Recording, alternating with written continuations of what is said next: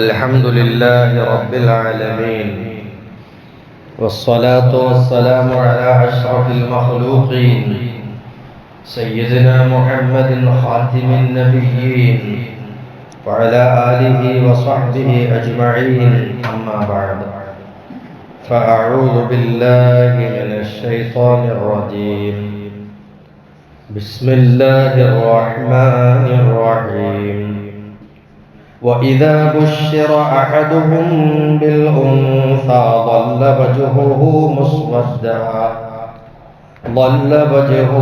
مسودا وهو كظيم يتوارى من القوم من سوء ما بشر به أيمسكه على هون أم يدسه في التراب ألا ساء ما يحكمون.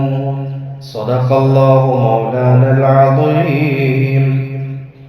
ما من مسلم يموت له ثلاثة من الولد لم يبلغ الحنث إلا أدخله الله الجنة بفضل رحمته إياهم. صدق نبينا رسول الله.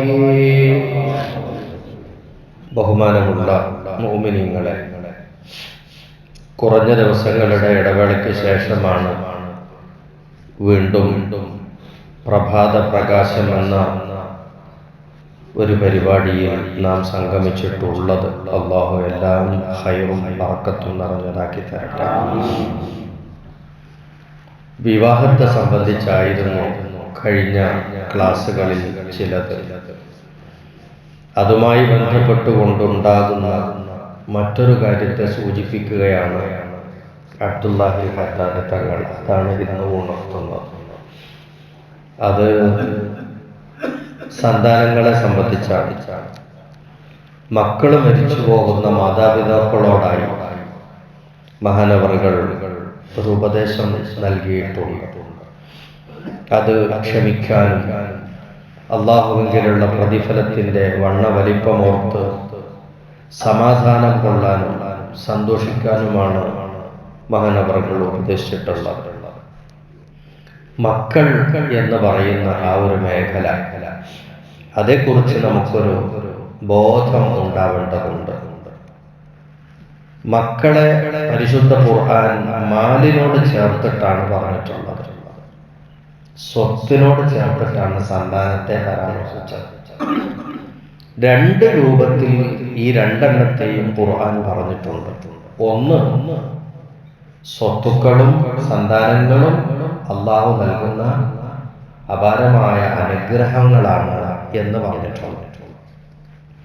അപ്പൊ അള്ളാഹു നൽകുന്ന അനുഗ്രഹങ്ങൾ, നിഅമത്തുകൾ, അതിലെ മഹത്തരമായ നിഅമത്തുകളാണ് സ്വത്തുണ്ടാകുന്നതും സന്താനങ്ങൾ ഉണ്ടാകുന്നതും.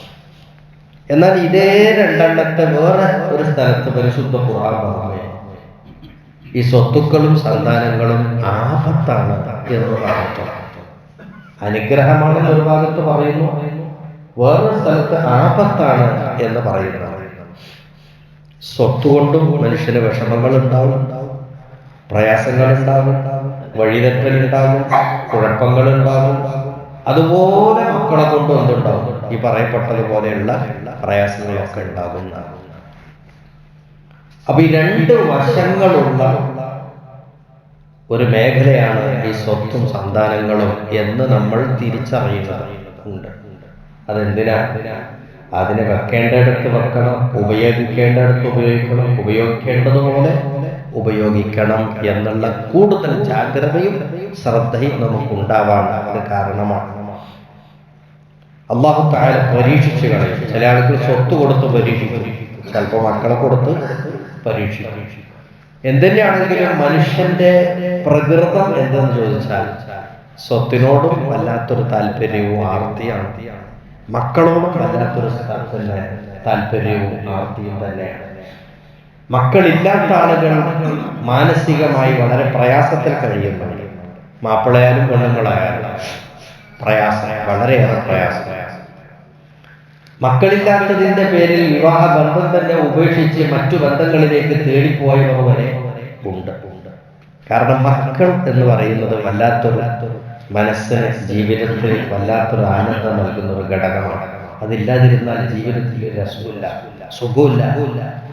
ഇനി മക്കൾ ഉണ്ടായാലോ, മാതാപിതാക്കളുടെ ജീവിതം മക്കൾക്ക് വേണ്ടിയാണ്. അവരധ്വാനിക്കുന്നത് മുഴുവനും, അവരുണ്ടാക്കുന്നത് മുഴുവനും, അവരുടെ ആ സമയം മുഴുവനും മക്കൾക്ക് വേണ്ടി ചെലവഴിക്കുന്ന ആളുകളാണ്.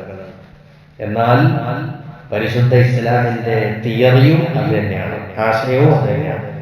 മക്കൾക്ക് വേണ്ടി ജീവിക്കുക, മക്കൾക്ക് വേണ്ടി ഖിദ്മത്ത് ചെയ്യുക, മക്കളെ വളർത്തുക, അവരെ ഉയർത്തിക്കൊണ്ടുവരിക, അതിനുവേണ്ടി അധ്വാനിക്കുന്ന മാതാപിതാക്കൾ വലിയ പദവിയുള്ള ആളുകളാണ്, വലിയ പുണ്യം ചെയ്ത ആളുകളാണ്. അവർക്ക് ആഖിറത്തിൽ വലിയ പ്രതിഫലം ഉണ്ടാകും.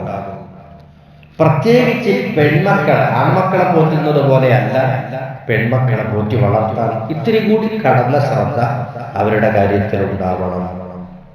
അങ്ങനെ ചെയ്താലോ അതൊരു മനുഷ്യന്റെ ആഖിറത്തിലെ വിജയത്തിനും സ്വർഗലബ്ധിക്കും അത് കാരണമായി തീരും. ഒരു ഹദീസിൽ കാണാം, മനിബിത്തുലിയ മിൻ ഹാദിഹിൽ ബനാതി ബിശൈഇൻ ഫഅഹ്സന ഇലൈഹിന്ന കുന്ന ലഹു സിത്റൻ മിനൻ നാർ. ഒരാളെ അല്ലാഹു തആല ഈ പെൺമക്കളിൽപ്പെട്ടവരെ കൊണ്ട് പരീക്ഷിച്ചു. ഫഅഹ്സന ഇലൈഹിന്ന, അപ്പൊ പെൺമക്കളെ കൊണ്ട് പരീക്ഷിച്ചപ്പോ ഈ പിതാവ് എന്ത് ചെയ്തു? ആ പെൺമക്കൾക്ക് വേണ്ടിയിട്ട് എല്ലാ നന്മകളും ചെയ്തു കൊടുത്തു. കുന്നലഹു, ആ പെൺമക്കൾ ഇയാൾക്ക് ആയിത്തീരും സിത്റൻ മിനൻ നാർ, നരകത്തെ തൊട്ടുള്ള മറയായിത്തീരും. ഈ വ്യക്തിക്ക് അല്ലെങ്കിൽ ഈ ഉപ്പാക്ക് ഈ ഉമ്മാക്ക് നരകത്തിലാണ് കടക്കേണ്ടി വരുന്നത്. അങ്ങനത്തെ ഒരു സാഹചര്യം വന്നെങ്കിൽ തന്നെയും ആ നരകത്തിലേക്ക് മാതാപിതാക്കൾ പോകുന്നതിൽ നിന്ന് മറവായി നിൽക്കാൻ ആർക്ക് കഴിയും? ഈ മക്കളെ കൊണ്ട് കഴിയും. അപ്പൊ പെൺമക്കൾക്ക് വല്ലാത്തൊരു പരിഗണന എന്ന് വെച്ചാൽ ആൺമക്കളെക്കാൾ കൂടുതൽ കെയർ ചെയ്യപ്പെടേണ്ടവരാണ് പെൺമക്കൾ. അങ്ങനെ പെൺമക്കൾ നല്ലോണം നോക്കി നടത്തിയാൽ ഈ പെൺമക്കൾ ഈ മാതാപിതാക്കളുടെ സ്വർഗപ്രവേശനത്തിന് കാരണമാകും. ഇതാണ് ഇസ്ലാം പഠിപ്പിച്ചിട്ടുള്ള ആശയം.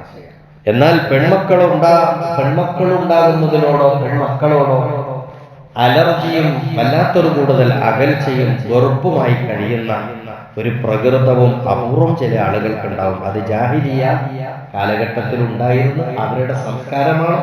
ഇന്നും അപൂർവം ചില ആളുകളിൽ അത്തരം സംസ്കാരങ്ങൾ കണ്ടേക്കാം. അത് ഇസ്ലാം ഒരിക്കലും അതിനെ പ്രോത്സാഹിപ്പിക്കുകയോ അവരെ സപ്പോർട്ട് ചെയ്യുകയോ ചെയ്യുന്നില്ല. എന്ന് മാത്രമല്ല, മഹാനവറുകൾ പറയാണ്, ഫൽയത്തഖിൽ മുഅ്മിനു തഖിയ്യു, ഒരു തഖ്വയുള്ള സത്യവിശ്വാസി സൂക്ഷിക്കണം. പെൺമക്കളോട് വെറുപ്പുണ്ടാകുന്നതിനെ തൊട്ട് സൂക്ഷിക്കണം. മനസ്സിൽ അങ്ങനെ വെറുപ്പ് വന്നു പോകരുത്, പെൺമക്കളോട് വെറുപ്പ് വന്നു പോകരുത്. ഒമിൻ ഇഹാനത്തിഹ, പെൺമക്കളെ നിസ്സാരപ്പെടുത്തുന്നതും സൂക്ഷിക്കണം.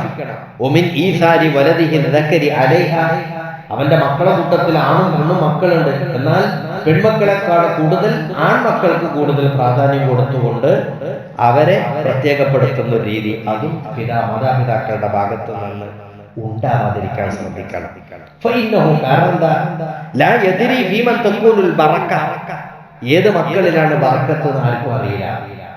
നമ്മളിപ്പോ ആൺമക്കളോട് പ്രിയം കാണിക്കുന്നു, പക്ഷെ അവരിലാണോ ബറക്കത്ത് അതോ പെൺമക്കളിലാണോ നമുക്കറിയില്ല. അതുകൊണ്ട് വിവേചനപരമായി മക്കളോട് സമീപിക്കരുത്, പെരുമാറരുത്. ആരിലാണ് ബറക്കത്ത് എന്ന് നമുക്കറിയില്ല. ആഖിബത്തുൽ ഹസന, അഥവാ അവസാനം പര്യവസാനം നന്നായി തീരാ. ഏത് മക്കളെ കൊണ്ടാണ് നമ്മൾ അവസാനം നന്നായി തീരാ? അവസാനം ഗുണം കിട്ടൽ ഏത് മക്കളെ കൊണ്ടാണ്? ആഖിറത്തിൽ വിജയം കിട്ടൽ ഏത് മക്കളെ കൊണ്ടാണ് എന്ന് നമുക്ക് പറയാൻ പറ്റൂല. അപ്പൊ അതുകൊണ്ട് ഒരു മക്കളെയും നിസ്സാരമായിട്ട് കാണരുത്, പ്രത്യേകിച്ച് പെൺമക്കളെ നിസ്സാരമായിട്ട് കാണരുത്. ജാഹിലിയ കാലത്തൊരു സ്വഭാവം ഉണ്ടായിരുന്നു, പെൺമക്കളാണ് ജനിച്ചത് എന്ന് അറിഞ്ഞാൽ വല്ലാത്തൊരു മാനക്കേട് തോന്നുന്ന ആളുകൾ. പരിശുദ്ധ ഖുർആനിലെ സൂറത്തു നഹ്ലിൽ പറയുന്നുണ്ട്, പെൺമക്കൾ ജനിച്ചാൽ മോഹം കറന്നു ആകെ കോപാകുലനായി അവിടെ നാട്ടിൽ നിന്ന് ഒളിച്ചോടി മറവിൽ നിറഞ്ഞു താമസിക്കും, ഒളിവിൽ താമസിക്കും, ആളുകളുടെ മുമ്പിൽ വരൂല, മാനക്കേടാണ്. അതുപോലെ തന്നെ മക്കളെ കുഴിച്ചു മൂടുന്ന ആളുകളുണ്ട്. ഈ മാനക്കേടും ഭാരം ചുമന്നുകൊണ്ട് മക്കളെ കൂടെ കൊണ്ടുനടക്കേണ്ടി വരുന്ന നിർബന്ധ സാഹചര്യത്തിൽ അങ്ങനെ പോകുന്നവരുണ്ട്, പലതുമാണ്. പക്ഷെ ഖുർആൻ പറഞ്ഞ അലാ സാഅ മാ യഹ്കുമൂൻ, ഈ വിധി നിർണ്ണയം വളരെ മോശമാണ്. ഈ സമീപനം, ഈ ചിന്താഗതി വളരെ മോശമാണ് എന്ന് ഖുർആൻ പറഞ്ഞിട്ടുണ്ട്. അപ്പൊ അതുകൊണ്ട് ചെയ്യരുത്. എന്നാൽ മക്കളെ നല്ല നിലക്ക് പോറ്റി വളർത്തിയാൽ നല്ലവർക്ക് നോക്കിയിട്ടുണ്ട്, ആണിനെയും പെണ്ണിനെയും ഒക്കെ നോക്കിയിട്ടുണ്ട്. ബാപ്പയും ഉമ്മയും ചെയ്യേണ്ട കർത്തവ്യത്തിൽ ഒരു കുറവും വരുത്തിയിട്ടില്ല. പക്ഷെ എന്താണെന്നറിയില്ല, അവരുടെ തലവര പോലെ ആ മക്കള് നന്നായില്ല, ബടക്കായി ആണാകട്ടെ പെണ്ണാകട്ടെ. എന്നാലും മാതാപിതാക്കൾക്ക് കുറ്റമില്ല, കൂടെ എന്താ കാരണം? മാതാപിതാക്കൾ മക്കളെ പരിചരിക്കേണ്ട സമയത്ത് വേണ്ടതുപോലെ പരിചരിച്ചിട്ടുണ്ടെങ്കിൽ ഓക്കെ, ആ മാതാപിതാക്കൾക്ക് പിന്നൊന്നും. പക്ഷെ പരിധി വിട്ടാൽ, പ്രായം വിട്ടാൽ പിന്നീട് മക്കൾ വളർത്താകുന്നതിന് ആരും ഉത്തരവാദിയല്ല, മാതാപിതാക്കൾ ഉത്തരവാദിയല്ല. പക്ഷെ അവർ നോക്കേണ്ട സമയത്ത് വേണ്ടതുപോലെ നോക്കണമെന്ന് മാത്രം. വലുതായിട്ട് പിന്നെ മക്കൾ വർക്കായി പോയാൽ ആത്മാരെ കുറ്റം പറഞ്ഞിട്ട് കാര്യമല്ല, അത് അവർ തന്നെയാണ് അതിൻ്റെ ഉത്തരവാദി. മാതാപിതാക്കൾക്കോ അവർ നോക്കേണ്ട സമയത്ത് നല്ലതുപോലെ നോക്കിയിട്ടുണ്ടെങ്കിൽ അവർക്ക് കൂലി ഉറപ്പന്നെ. ഇനി മക്കൾ മരിച്ചു പോകും. ചില ആളുകൾ മക്കൾ മരിച്ചു പോകുക എന്ന് പറഞ്ഞാൽ വലിയവർ മരിക്കുന്നതിനേക്കാളും ദുഃഖം ഒരു കുടുംബത്തിൽ ഉണ്ടാകുന്നതാണ് മക്കൾ മരിക്കുമ്പോൾ. ആ മക്കളുടെ മരണം അല്ലാഹുവിങ്കലും വലിയ ഗൗരവമുള്ള കാര്യമായിട്ടാണ് പരിഗണിക്കപ്പെടുന്നത്. അതുകൊണ്ട് തന്നെ അള്ളാഹുവിന്റെ ദൂതര് പറഞ്ഞു, മാമിൻ മുസ്ലിം യമൂതു ലഹു സലാസത്തുൻ മിനൽ ബലദി. ഒരു മുസ്ലിമായ മനുഷ്യന് 3 മക്കൾ മരിച്ചാൽ ലം യബ്ലുഗുൽ ഇൻസാൻ, ആ മക്കൾ പ്രായപൂർത്തി എത്തിയിട്ടില്ല, അതിന് മുമ്പ് മരിച്ചതാണ്. പെറ്റപാട് മരിക്കണം അങ്ങനെയല്ല, പ്രായപൂർത്തി എത്തുന്നതിന് മുമ്പായി മക്കൾ മരിച്ചു പോവുക. അങ്ങനെ 3 മക്കൾ മരിച്ചു പോയത് മുസ്ലിം ഇല്ല അദ്ഖലഹുല്ലാഹുൽ ജന്ന, അവനെ അള്ളാഹു സ്വർഗത്തിൽ കടത്താതിരിക്കൂല. 3 മക്കൾ ചെറുപ്പത്തിൽ മരിച്ചുപോയ മാതാപിതാക്കളെ അള്ളാഹു സ്വർഗത്തിൽ കടത്താതിരിക്കൂല. എന്തായാലും അവർക്ക് സ്വർഗമുണ്ട്. എന്തുകൊണ്ട്? ഈ കുഞ്ഞുകാലത്ത് പ്രായപൂർത്തി എത്തുന്നതിന് മുമ്പ് ഇസ്ലാമിന്റെ ശാസനകൾ ബാധിക്കുന്ന പ്രായത്തിന്റെ മുമ്പായി മരിച്ചു പോകുന്ന മക്കളോട് അല്ലാഹുവിന് വലിയ കൃപയാണ്. ആ കൃപ കൊണ്ട് തന്നെ ആ മക്കളുടെ മാതാപിതാക്കളെയും സ്വർഗത്തിൽ കടത്തുന്നതാണ്. ഇതാണ് അല്ലാഹുവിന്റെ ദൂതർ ഓർമ്മപ്പെടുത്തിയ വചനം. ഈ ഹദീസിന്റെ ഒരു റിപ്പോർട്ടിൽ കാണാം, ഇത് പറഞ്ഞപ്പോ ഒരു സഹാബി ചോദിച്ചു, നബിയെ 2 മക്കൾ മരിച്ചാലോ? കാരണം നബിയുടെ വചനത്തിൽ 3 മക്കൾ കാണുന്നത്. 3 മക്കൾ മരിച്ചുപോയൊരു മുസ്ലിമിനെ അള്ളാഹു സ്വർഗത്തിൽ കടത്തും എന്ന് പറഞ്ഞപ്പോ 2 മക്കളോ? തിരുദൂതർ പറഞ്ഞു, അവിസനത്താൻ 2 മക്കൾ മരിച്ചാലും ആ മാതാപിതാക്കൾക്ക് ഇതേപോലെ അവർക്കും സ്വർഗമുണ്ട്. അപ്പൊ മക്കൾ നമുക്കുള്ള അനുഗ്രഹമാണ്. അവരെ നന്നായി പോറ്റി വളർത്തി വലിയ പ്രതിഫലം പഠിച്ചോണ്ടിടത്തുനിന്ന് കിട്ടും. ഇനി ആ മക്കള് നമുക്ക് വളർത്താൻ കഴിഞ്ഞില്ല, അതിന് മുമ്പേ കുട്ടികൾ മരിച്ചുപോയി, എന്നാലും ആ മക്കളെ കൊണ്ട് മാതാപിതാക്കൾക്ക് ഗുണമാണ്. അപ്പൊ മക്കളെ കുറിച്ചിട്ടുള്ള അനുഗ്രഹത്തിന്റെ പാർട്ട് നന്നായി ഓർക്കുകയും, പക്ഷെ ആ അനുഗ്രഹം ആപത്തായി മാറാതിരിക്കാനുള്ള കരുതലും ശ്രദ്ധയും ജാഗ്രതയും നമുക്ക് നന്നായി ഉണ്ടാവണം എന്നുള്ള ഒരു ഉപദേശമാണ് അബ്ദുല്ലാഹി ഹത്താദ് തങ്ങൾ നൽകിയിട്ടുള്ളത്. അല്ലാഹു തആല നമുക്കെല്ലാവർക്കും തന്ന മക്കളെ നല്ലവരാക്കി തരട്ടെ. സന്താന സൗഭാഗ്യമില്ലാതെ നിരാശപ്പെട്ടു കഴിയുന്ന എത്രയോ ആളുകളെ നമുക്കറിയാം. അവർക്കൊക്കെയും അല്ലാഹു സ്വാലിഹീങ്ങളായ മക്കളെ പ്രദാനം ചെയ്യട്ടെ. മക്കളെ കൊണ്ടുള്ള കൺകുളിർമ അല്ലാഹു ദുനിയാവിലും ആഖിറത്തിലും നമുക്കെല്ലാവർക്കും നൽകട്ടെ.